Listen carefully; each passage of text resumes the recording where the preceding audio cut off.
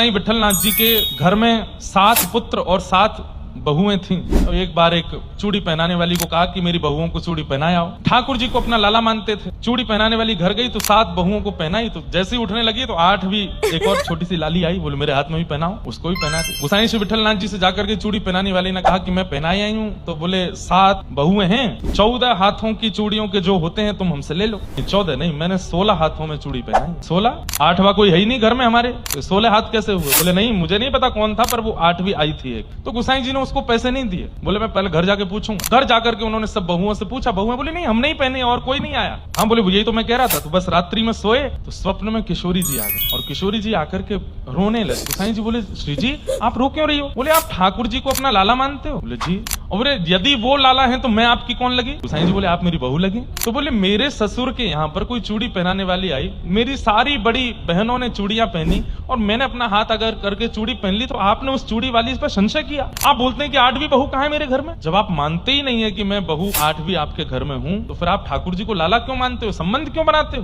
तब गोसाई जी बहुत रोए। रोते रोते श्री जी से क्षमा मांगने लगे।